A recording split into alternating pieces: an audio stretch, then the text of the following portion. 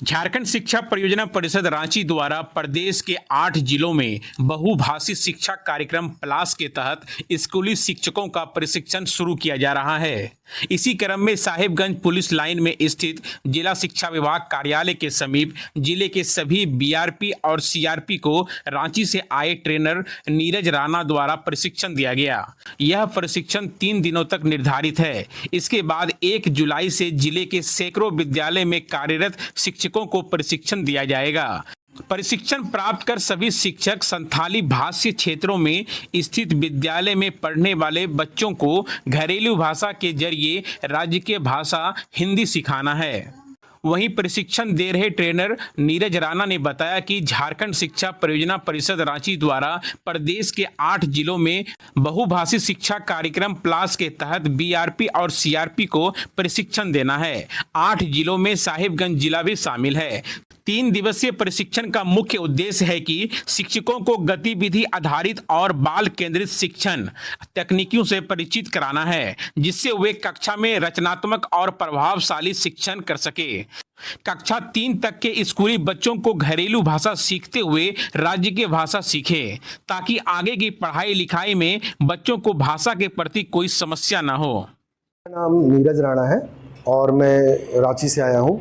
मैं पलाश बहुभाषी शिक्षा कार्यक्रम जो राज्य सरकार का कार्यक्रम है उसके तहत आया हूँ। यहाँ पर 3 दिवसीय प्रशिक्षण है जो कि सीआरपी और बीआरपी सर लोगों का है।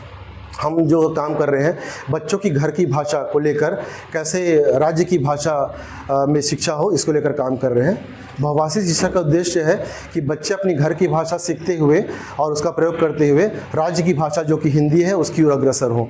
बहुभाषी शिक्षा का अर्थ है कक्षा में शिक्षण प्रक्रिया 1 से अधिक भाषाओं में होना। फिलहाल जो हम साहिबगंज में काम कर रहे हैं वो संथाल भाषा में काम कर रहे हैं। राज्य सरकार चाहेगी तो आगे भी हम अन्य भाषाओं में जो बच्चों की घर की भाषा में उस पर हम लोग अभी काम करेंगे। वर्तमान में पलाश बहुभाषी शिक्षा कार्यक्रम राज्य के 8 जिलों में चल रहा है, जिसमें साहिबगंज एक है।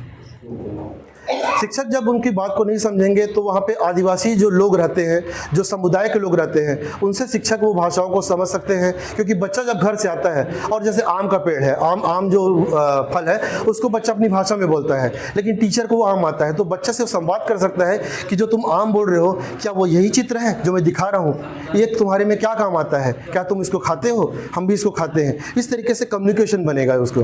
तो मुद्दा ये है कि बच्चे की घर की भाषा को हम लोग तवज्जो दे, रिस्पेक्ट दें और फिर उसको हमारी भाषा में, हिंदी भाषा में लेकर जाए। वहीं जिला शिक्षक अधीक्षक हर्ष कुमार ने भी बहुभाषी शिक्षा कार्यक्रम प्लास के तहत मिल रही प्रशिक्षण को लेकर कहा कि बच्चों की आधारभूत दक्षताओं को मजबूत करना है, ताकि आगे की पढ़ाई में उन्हें कोई परेशानी न हो। शिक्षा विभाग को उम्मीद है कि इस प्रशिक्षण के माध्यम से शिक्षक कक्षा संचालन में नवीन तरीकों का उपयोग करेंगे और बच्चों को ज्यादा प्रभावी ढंग से सिखा सकेंगे। इससे बच्चों के सर्वांगीण विकास में भी सहायता मिलेगी। एजुकेशन पॉलिसी के तहत भारत सरकार और राज्य सरकार प्रयास कर रही है कि शिक्षा को हम लोग कितना डीप रूटेड ले जाए। डिफ़िकल्ट कॉन्सेप्ट हो, चाहे कुछ भी कठिन चीज़ें हो, उसको बच्चों को कितने अच्छे से समझा सके, शिक्षक उसको कितने अच्छे से बच्चों को वो कॉन्सेप्ट बता सके, ताकि रिटेंशन ज़्यादा हो और बच्चे का इंटरेस्ट भी उस विषय में बने रहे। लोकल जो जगह पे सर आदिवासी बच्चे हैं उसको किस तरह से करेंगे? वो जो इधर का रीजनल लैंग्वेज है उन विषयों के शिक्षक को हम लोग उनसे रीच आउट करेंगे, उनका भी ट्रेनिंग होगा। अभी जिला स्तरीय ट्रेनिंग शुरू हुआ है, 3 दिनों का लगातार ये ट्रेनिंग है।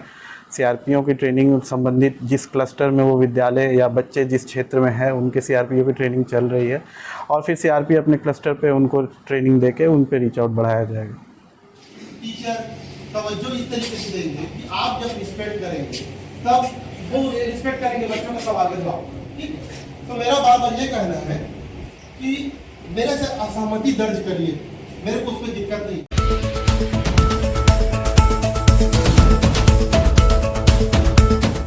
आप देख रहे हैं अटल भारत टीवी, खबर आपके हक की।